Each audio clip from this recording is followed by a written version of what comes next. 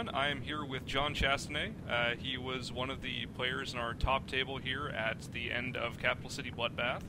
So we've got his Wood Elves up against Ron McCallum's Demons of Chaos. So John, why don't you give us a quick introduction, just a quick blurb about your army here while deployment's going on in the video. Okay, so for this tournament I decided to min-max pretty much my army list. I went through the new Wood Elf book and I said, you know what, these Waywatchers, the Wild Riders, and Trueflight arrows, I like them. So it shows, that's yeah. list.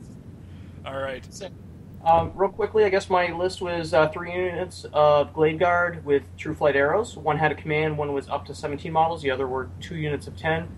I had a small unit of Scouts that had Starfire arrows, and those are the flaming ones. I had 3 units of Wild Riders, and Warhawks, 2 units of Waywatchers, and just 2 characters, a level 4 Shadow and a BSB on horseback who also had the Hail of Doom arrow. Excellent. Lots of shooting with this list. That was first thing that jumped out at me, because of course we played first round in there, and you did extremely well in that game. So, as we're running through here, you guys are rolling for spells. So I didn't quite catch everything Ron got. Unfortunately, the audio was a little bit choppy. But on your side, if I got this down correctly, you had Mind Razor, Miasma, Enfeebling Foe, and the Withering. So it seems like a pretty good setup for you. I mean, if you can get Withering and you've got 70-some shots, seems to be decent, right? Mm-hmm. All right. So was there any specific strategy you were going for in deployment here, or was it just sort of trying to counter Ron's drops as it came up? I really wanted to, first of all, the big thing I wanted to figure out was where he was going to put his Greater Demon in a Slaanesh. That was the thing that scared me the most in his list, but it was also squishy enough. I knew enough arrows in it would make it fall. So I was really just trying to put down my most mobile stuff first and delay getting my Glade Guard to be my last drops to try to maximize my shooting on his Keeper. But then I also figured out that if I put my Glade Guard down, I figured he put his Greater Demon the opposite of my Glade Guard, and then I could drop my Waywatchers as Scouts opposite the Greater Demon. So there was nowhere to hide for his Greater Demon as I saw it. So going over the setup, as I think we may be getting a little bit ahead of ourselves here, but Ron goes for a very strong, fast right flank here with the Fiends and the Furies. Now, to be honest, I haven't had a chance to watch the entire game yet, but did that worry you early on? Because I don't think he's placed down his Greater Demon at this point yet. He's still sitting there in the middle. Only worried me as much as that I knew I would have to destroy it, or it would crush my archers on my left flank. So it basically saved time for the elements of his left flank to move forward towards the rest of my army unmolested, because I had to go after the Fiends and the Furies and his other fast stuff on that flank for the first couple of turns. So they did buy him save his Bloodletters and especially his Horrors from shooting over the first few turns. Gotcha. So we're coming up to the end of deployment here. I think you just got your last, what are we dropping here? Glade Guard, it looks like. Roll off, and you got the first turn here, I believe, as well. Yep. So going into that, you can never go wrong with Wild Riders moving up here, right?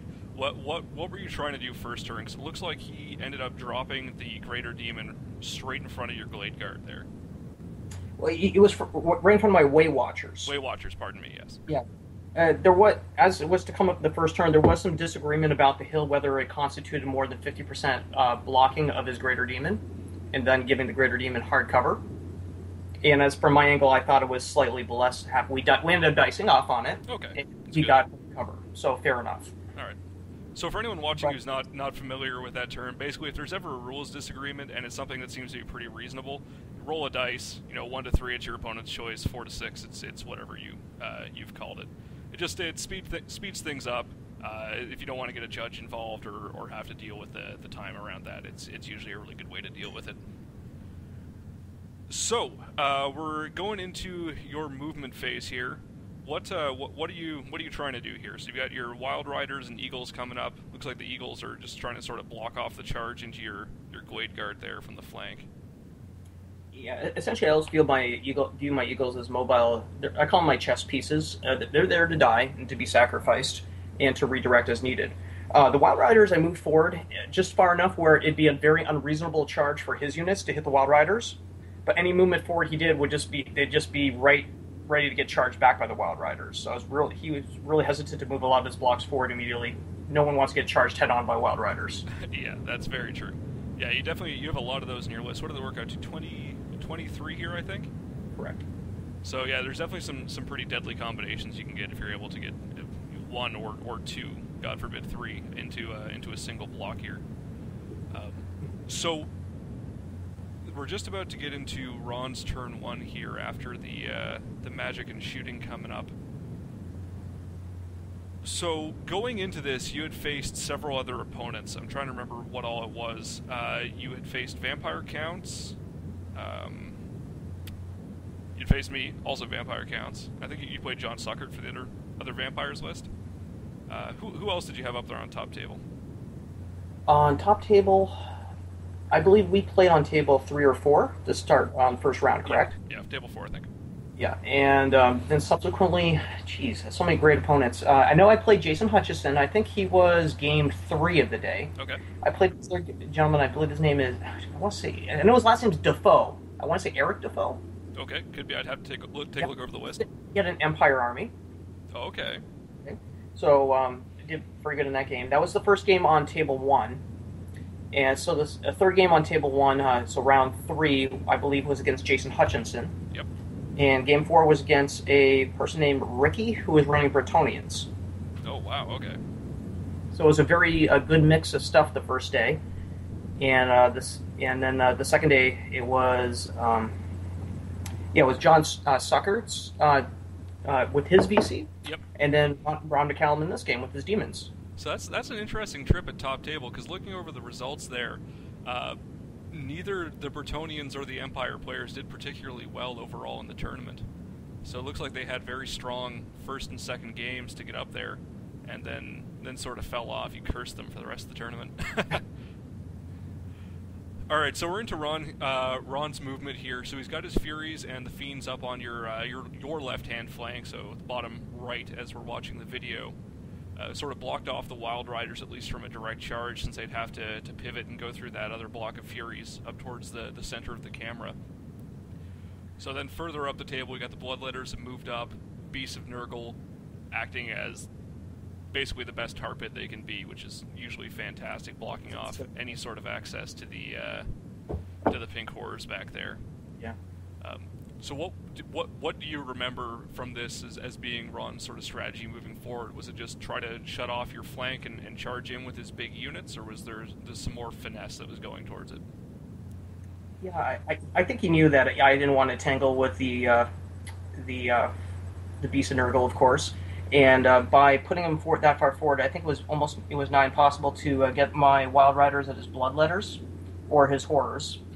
So I basically just in subsequent turns, I would continue to hold back and just buy more rounds of shooting, because I definitely had the shooting advantage in this game. You can see at the tops of the table, you can see the Greater Demon did advance forward. Mm-hmm. And I know he wanted to get, for the most part, he wanted to get most of the stuff across the table as fast as possible.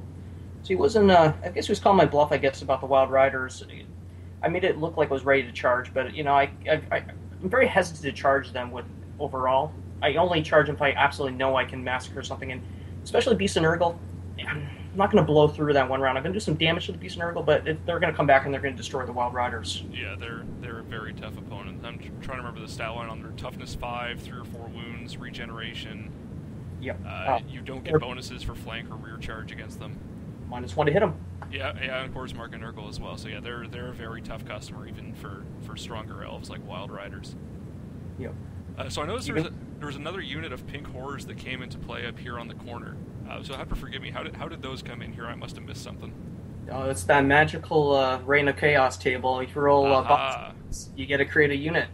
So suddenly I found a unit of, I believe, 9 horrors to the flank of my Waywatchers. They put in a nice big line to try to cage me in. And you could see the beginnings of this. He was really trying to create a box in the corner where my Waywatchers had nowhere to escape. He wanted to eliminate those Waywatchers as soon as possible. And that's, I believe, why he put them on one long line there. Gotcha. And the Fiends of Selene, I'm not sure if you can really see them very easily here. But he was moving them across, and he's similar. You could see in subsequent turns he was going to use them as a similar capacity to try to really box my Waywatchers in. Gotcha. Those are just up at the very, very top there, slightly out of camera, I guess. Yep. All right. So we're into your movement on turn 2 here. It looks like Fast Cav is doing the Fast Cav thing here. So you've got one unit of Wild Riders that's moved up to get in a good position to charge those pink horrors. Pretty much no matter what they do, you're going to have a reasonable charge into them with Swift Stride. And the other looks like you're setting yourself up for a flank charge into the Bloodletters in the following turn. Yep. Okay. So, what was the plan moving forward here? Because it looks like sort of the bottom side of the table, so your left flank here, looks like it may be a little bit vulnerable. Or were you hoping to clean that up with shooting from the Glade Guard units over there? Yeah, I was hoping that if I could get a nice series of overruns to go through the Furies into the Bloodletters. A flank charge from Wild Riders and the Bloodletters should pop the Bloodletters. And if I get into the horrors are done for. And that would just collapse the game in my favor. But one thing I'm going to probably keep on getting back to is the major thing I did wrong in this game, I can see from my perspective, is I didn't target the Furies at the beginning of the game. He used them as a chaff unit excellently. Subsequently in his movement phase, I'm sure he's going to be able to move them to make it so that Wild Riders had no effectively good charges. I could kill some Furies, but I never took the bait and charged the Furies. I really should have shot them off the board as ASAP. But just the problem with the Brawn list, there's so much stuff you want to shoot. Yeah, that's very true. I mean, demons aren't the hardiest things overall, but pretty much everything in the list is going to be threatening in some capacity, right? Yeah, exactly. So I guess we're going to see that coming up. Basically, those Furies are going to get in your way so that no matter how clear a shot you have, if you went past them, you get redirected off of them and just end up delayed for at least a turn trying to get back there. Correct. And maybe I should have done them, gone for the Furies with the Wild Riders, turn 1 or 2, cleared off the chaff, and then concentrating subsequent turns on taking out his main blocks with the Wild Riders. I think I don't know what we're rolling for at the moment here. Okay, yeah. I started shooting up his Fiends, you can see here. You just remove the Fiends. Fiends are a toughness 4 or 5 up ward save, so they are pretty scary in combat, but they will die to mass shooting. Mm-hmm. And I'm not sure if I did. Yeah, there's a card to the side of the Fiends. I might have gotten a Withering off on them. And that is one of the best strategies to use with, what else? I think I might have cast Enfeebling Flow or Miasma on them, just because if I didn't destroy them, if they had to charge the Glade Guard, they would still need to be at a combat disadvantage. Mm-hmm. You can see to the left of the Fiends as well, there is a unit of Glade Guard that are more than 50% within my force that I deployed, which is a Venom Thicket. So those Glade Guard could attack in 3 ranks, and they have poison attacks, ASF rerolls. I felt pretty confident about them being able to tackle the Fiend. There, Ron just charged the Fiend into the Glade Guard. Yeah, the one remaining. And that was one of his first charges in my army. And he was able to get the Bloodletters to charge my Wild Riders, and that's in part because of bad placement. He had I think a fairly large, not an unreasonable charge. I think it would need to roll an 8 or 9. He made it. Yeah. So one of the big advantages Wild Riders have is devastating charge. You get that extra strength when they go in. Mm-hmm. So obviously you didn't get the flank charge here, and you won't be able to even get the rear following in your turn. So was that a combat that you were a little sort of anxious about? 'Cause you're going to be able to take out the one remaining Fiend there, and it looks like one of the other units of Furies just sort of got erased off the table. But that's a big block of Bloodletters coming in, basically with the potential to wipe out one flank of your army. Yeah. I knew that the Wild Riders were going to do some damage, but if they don't get the charge, they're not going to pop a unit of Bloodletters.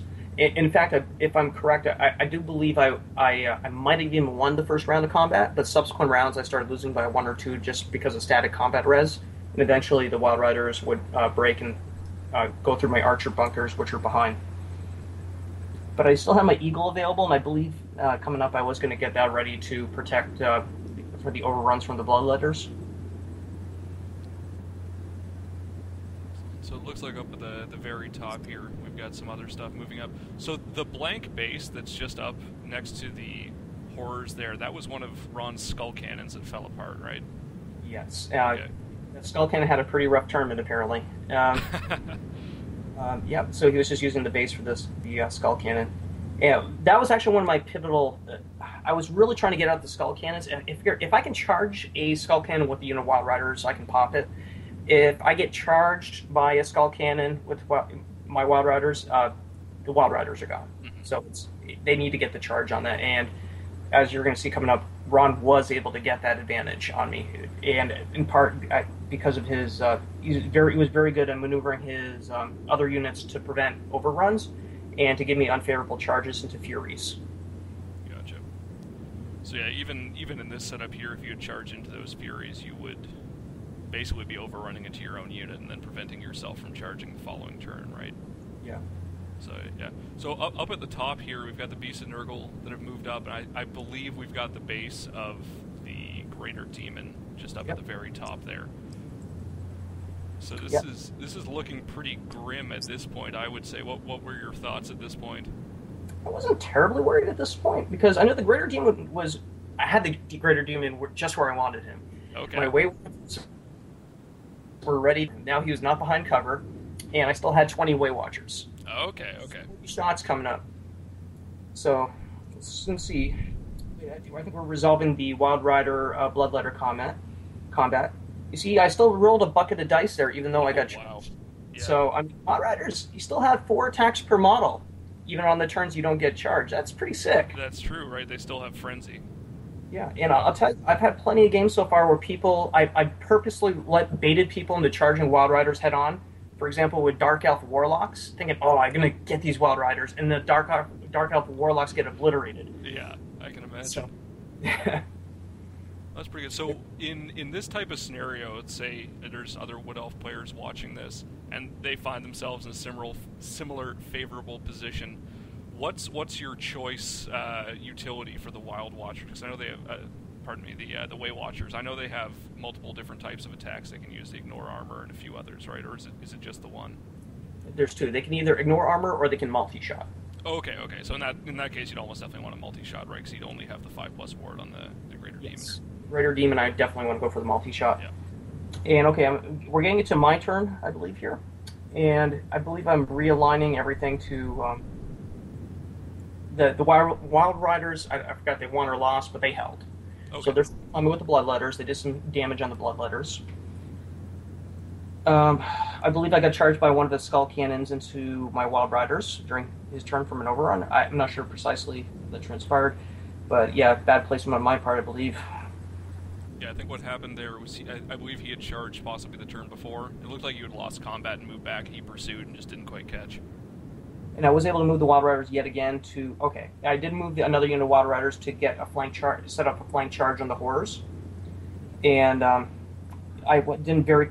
Part of it maybe because the base didn't have a Skull Cannon on it. I wasn't paying close attention how far away that was. I thought it was far enough away. Gotcha. And you'll see subsequently, I should have held back my Wild Riders probably a little bit more. That was pretty bad on my part. I think in part there was a piece of dangerous terrain there, and I was worried about that, and I should have just taken the dangerous terrain and gone through that and set up for a better charge, even if at the cost of 1 or 2 models, potentially. And again, I'm going... My memory on Wood Elf rules isn't the best. Do Wild Riders have a ward save as well? They have a 6-up. 6-up. Okay, so pretty much if you hit dangerous terrain, you're probably going to lose one anyway, right? Yeah. So for the most part, the terrain we were using at the tournament, obviously for Wood Elf Forest, you get to choose what it is. For the rest, it was mostly whatever you agreed upon with your opponent. So did you pick any special terrain for this, or was it mostly just basic stuff and you were running with that? On this particular battlefield, we had nothing that was special other than my chosen Venom Thicket for my free forest. The pillars that you can see in the upper right-hand part of the image, we decided it was just going to be plain and passable for ease of play, but that you could see you could shoot through it, for example. Okay. Which helps me a lot, obviously, with Trueflight arrows. Yep.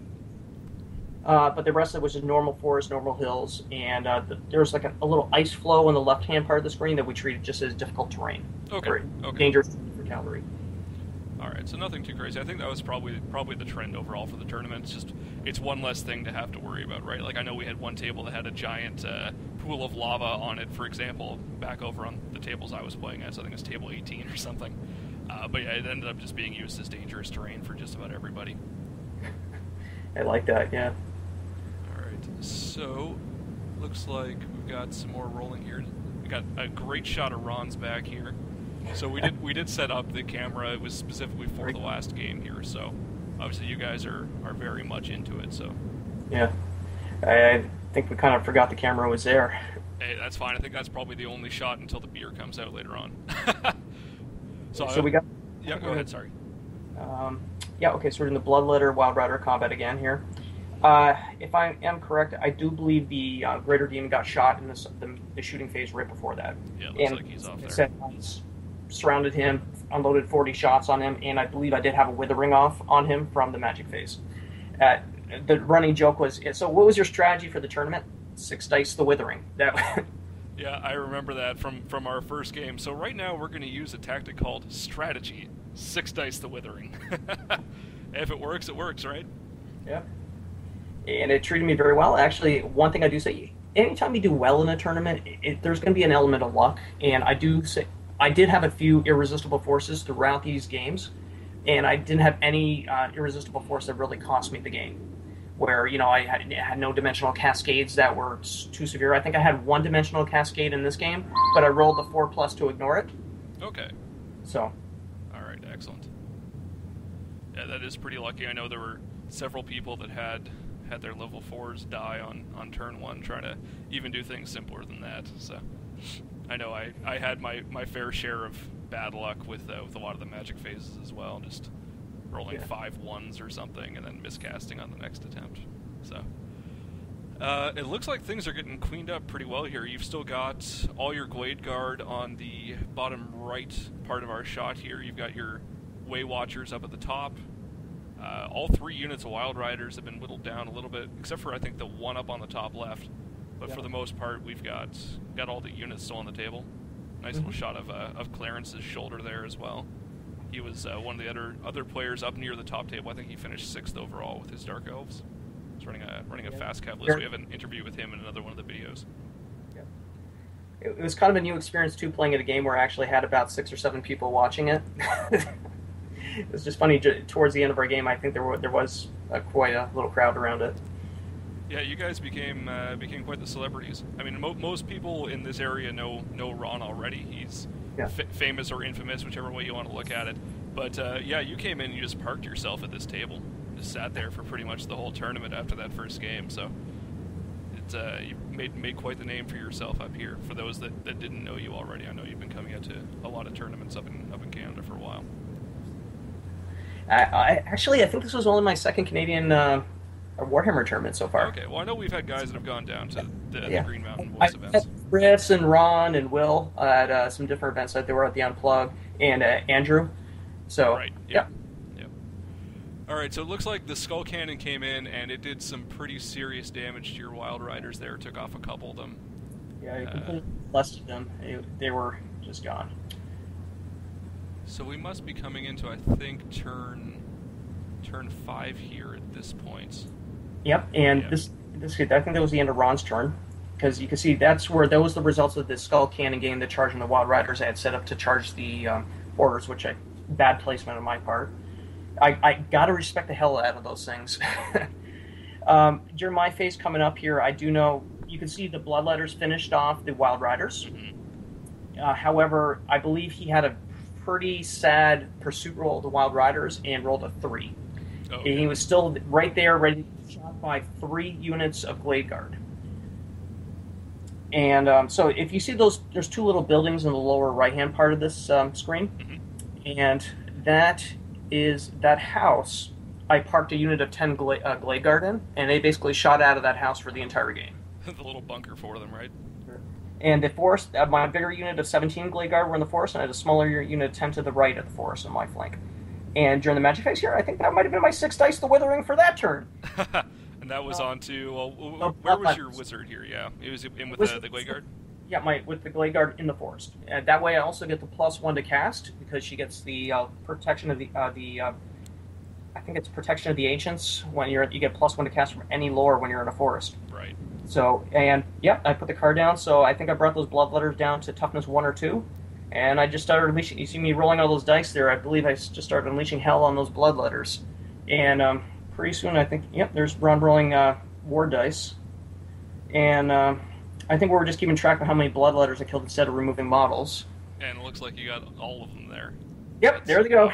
That's a quick shift in what he's got on the table there. So that opened up that flank. So I still have my 3-unit Glade Guard with my Spellweaver. My Waywatchers and my far right flank were pretty host. The Beasts or Nurgle were there. They were going to get them eventually. He cornered me there, so I figure that's 400 points of my army. I can sacrifice that. In the end, they brought down a Greater Demon. So yeah, they've paid for themselves pretty much. Wild Riders are pretty much obliterated at this stage, I think. I don't know if there's any left on the table. Yeah, I think you have, it looks like, well, there's the two over by the pile of bloodletters. I'm not sure if they got overrun. I'm guessing yes. Oh no, those ones are fleeing at that Fleeing, point. okay. So I guess Ron opted to get the charge into the Glade Guard to try to clean them up with the chariot rather than go for the points there, in case he failed the charge. You can see now Ron's moving his 2 remaining skull cannons towards my Glade Guard. And rolling shots, I think he's trying to get into Grape Child range, but I think he was still a little too far. And so it was just basically doing regular cannonballs at Glade Guard. Ooh, I killed a toughness 3 elf, so I wasn't too worried at the single shots. The grape shot scared me a lot more. Yep. And I figured I had enough time I could really do some damage on these even matched. Skull Cannon is tough to bring down with shooting. Toughness 5, 3-up armor save, and a 5-up ward save. Yep. So I knew that even if I was going to have to wither it. Continuing on with the theme here, I see. See. So throughout this, how were Ron's magic phases going? Was there anything big that went off? Like, was he getting some good choirs, or how was it going? Well, luckily, I don't believe he chose to really. I was able to stop choirs. I don't think choirs really came to play here. Believe it or not, the magical dominance of this game really came from his horrors. Okay. And he did get quite a few gateways off with them, and I believe that's how a number of the Waywatchers died. Maybe some of the Wild Riders. And I couldn't really stop them. He was 6 dice in that spell. Okay. Yeah, I guess it's not quite as bad if they're the ones miscasting exactly. rather than level 4, right? Yeah, that's true. And honestly, I think the Keeper of Secrets was dead about turn 3 from my shooting. So he had a few turns to try to use Acquiescence and the number 6 spell, I forget the name. But the Pavane, I think, was that one? I'm not sure. It's the one that does damage and you get the random movement. Oh, yeah. Okay, yeah. I don't remember the name of it. I probably got it written down here, but yeah. It's a nasty spell. Yeah. But, yep, okay. Then I think we're going back to then the subsequent turn. So I'm rolling a bunch of dice. I'm guessing this is magic again. Okay, no, I'm shooting the one of his skull cannons. I probably got the withering off on it. There you go. You got one of them down. From the skull cannon. And here's rolling some saves. There goes the skull cannon. So at this point, it looks like he's just got the one skull cannon and the horrors still on the table then. He's got the one skull cannon, the horrors, and he's got his Beast of Nurgle up on the right flank. But oh, right, there. Yeah, they're sort of out of it at this point, yeah. Though, right? There's not anything they're going to be able to get to, even in 2 turns. Character-wise, I'm not sure if he had any characters left at this point. I think he just had his those units. So I know at this stage what I did too is I jumped. My mage was in the forest, mm-hmm. and I did elect to have her leave the unit and join the unit in the house. Okay.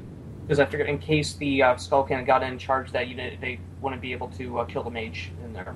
Right. Yeah, I wouldn't be able to direct all the attacks in there. Because just looking at your list here, the Spellweaver is. Well, you've got the 4+ ward. Mm-hmm. Yeah, that's pretty much the only protection on her, right? They don't run any armor, so. Correct. And I think I forgot she did have the give the unit the 6+ ward save against shooting. I could have been using that. Yeah, Ironcurse icon, right? Because it is a war machine despite being a chariot. It's true. It's funny though because I don't think I used that once in the tournament. I just slapped that on because I had 5 extra points at the end of the day.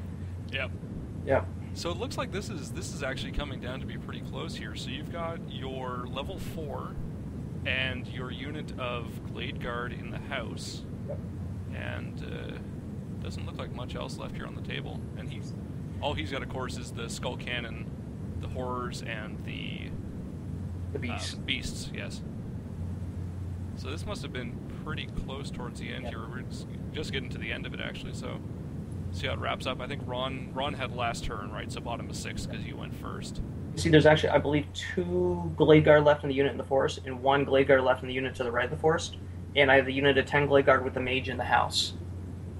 And at this, Right. decided to clear out points by getting rid of the remaining Glade Guard units. So that's it. We shook hands. In the end, I had literally just a unit of 10 Glade Guard and my level 4 Wizard. So Ron, that must have been pretty close then. yeah. And Ron had his unit of Horrors. He had his Beast of Nurgle and a Skull Cannon. Believe it or not, when we add the points up together, he was just up a few, I think, 200 or 300 points, which has put us on a 11-9 battle point in his favor. Oh, wow, okay. So he took that game, actually. Yep. So he got the slight win there. But I felt pretty good because, 9 points kept me in the mix of things. Yeah. It's a very tough list Ron had, so I was very happy to get the 9 points. We both split the objectives, so we both got plus 2 points, so we ended up 13 to 11. Right, okay. So yeah, definitely a very close game. And then overall, of course, because that was so close, that ended up bumping you down from the top spot because Frank DeLang, with his Lizardmen, so I think that speaks testament to his skill with his army. He ended up, I think, getting a huge win on table 2 and ended up taking first overall. That didn't stop you from walking away with some great stuff, right? Because you got best in race, and you got one of the painting trophies, I think. I did. Right? I was absolutely floored. I mean, I'm really trying to bring up my painting on my army, and that was my goal, like down the line, to eventually get some kind of placing for painting, and to actually get it already, it's just felt so great. It's actually, I was telling my brother on the way home, it's honestly, I feel like I take more pride in the fact that I got that than the fact that I did second overall in the tournament. Because that just really means I'm moving my complete part of the hobby forward, not just the battle part of it. Yeah, it's very true. And well, congratulations for that. And also, as second overall, you got your choice. I think you walked away with the High Elf Battalion, was it? I got an Orc and Goblin Orc and Goblin, that's right. Yeah, to leave Ron with the Beastmen. Yay. Yep. Yeah, I'm sure he was happy with that. I think that's sort of been a running joke. So, with that wrapped up, first off, thank you very much for joining me here to get this done. Give folks a recap of what happened. I know you guys being the Green Mountain Boys, have a tournament coming up in November, and that's down in Killington, I believe. Correct? Correct. All right. So the 1+ Armor crew, me at least, and probably some of the other guys will be making it down there. Awesome. So now is a good time. If you have any other information about it, venue, number of games, whatnot, if you want to plug it, go for it. Okay, we're looking at 3 games at 2,500 points. I'm not 100% sure if it's going to be Saturday or Sunday. It's going to be a weekend long war game convention in miniatures and board games. So there's something for everybody there if you like to any kind of games. I believe there's Flames of War. I don't believe there's going to be 40K this year, but we have a more active fantasy crowd down here, believe it or not. And I will post details to the Canhammer forum, as well as the Northern Defenders forum, and on Twitter. And if anybody wants to follow me, you can follow me at FryTaterExplo on Twitter.